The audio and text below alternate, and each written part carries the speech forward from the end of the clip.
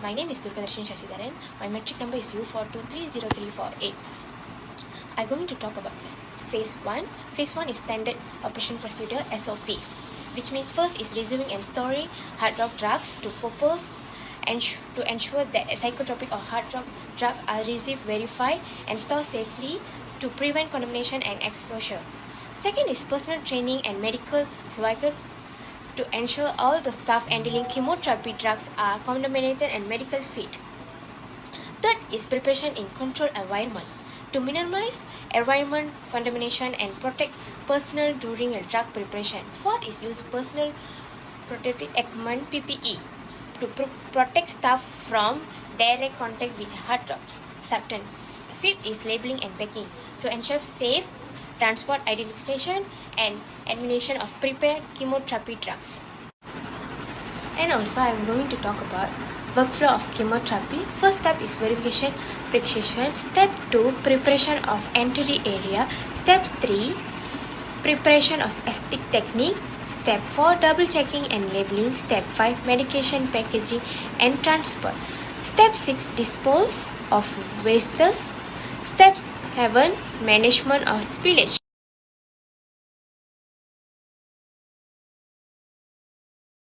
Assalamualaikum, my name is NAJWA BALQIS binti Muhammad YUNUS and my metric number is U423039, and today I'll be walking you through phase 3 of the cytotoxic drug preparation process, focusing on the preparation area and its control, specifically the isolator and laminar flow setup.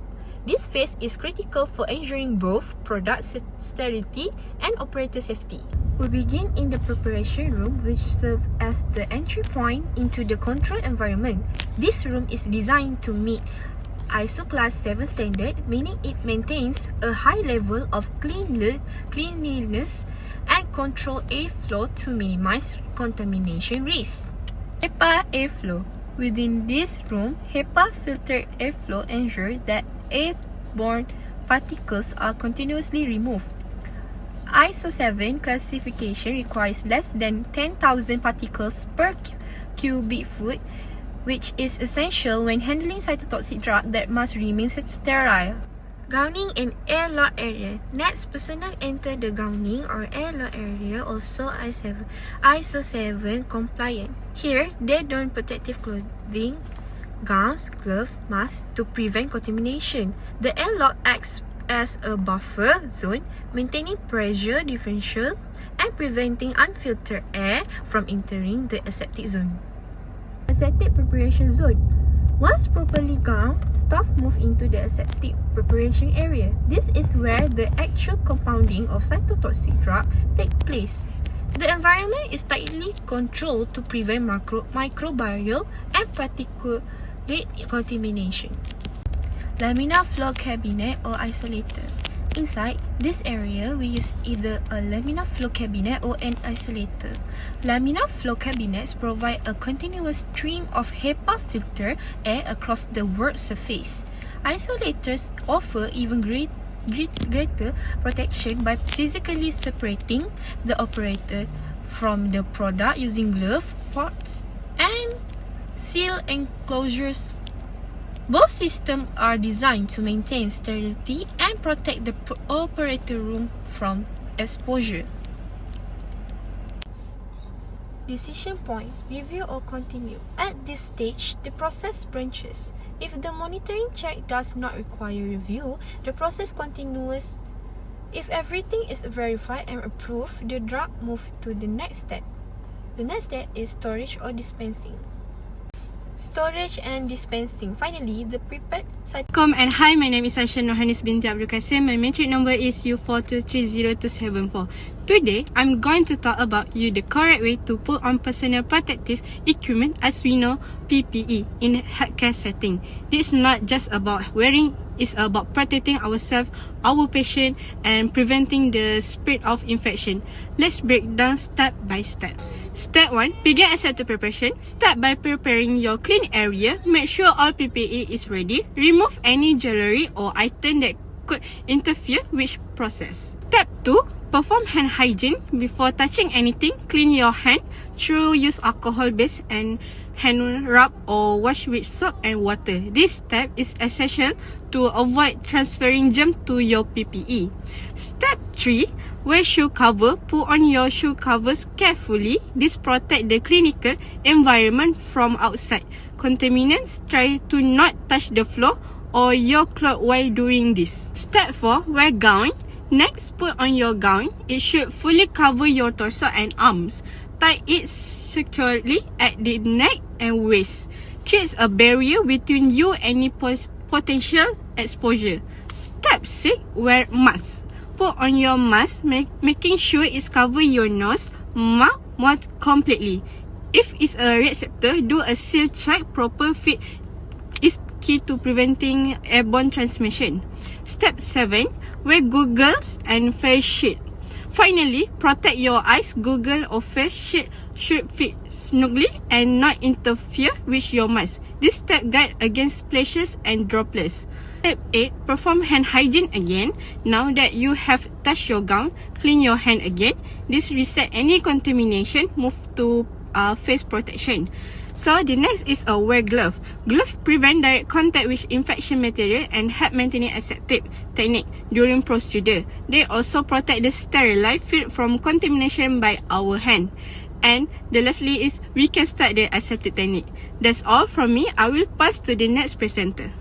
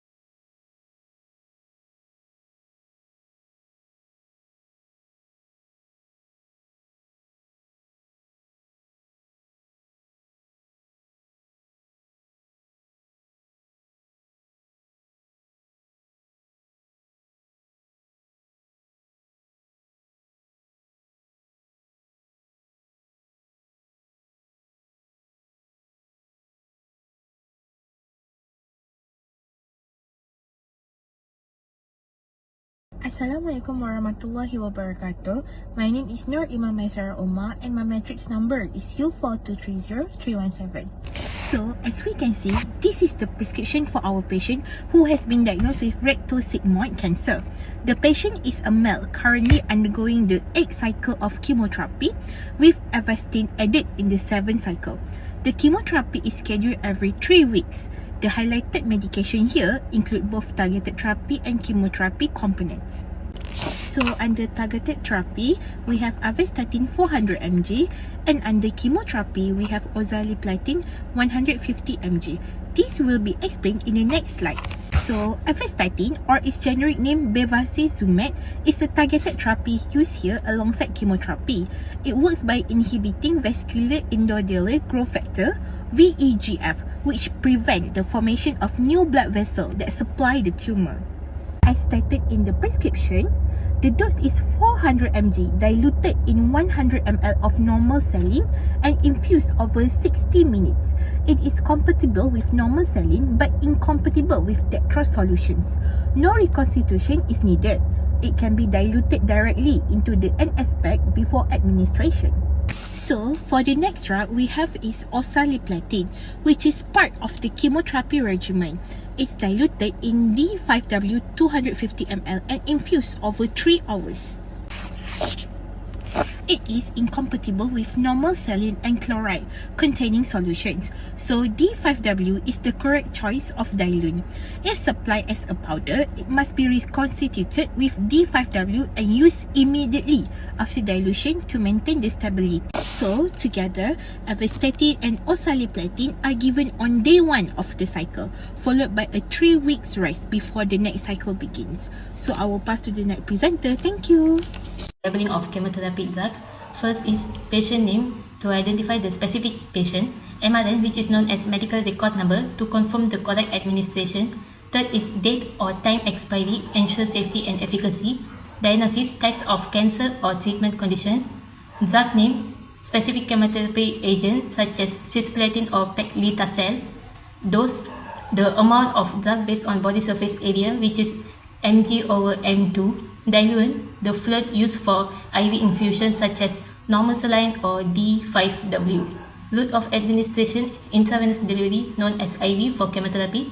The infusion rate, speed and duration of drug administration, example like 100 ml per hour for over 2 hours. Pharmacist initial, confirm the pharmacist preparing the drug. Right now, let's see the safe transport for chemotherapy drug. First is insulator bags, protects temperature sensitive agents during transit. Second, hazard labels, clearly marked bags with warning sticker for hazardous materials.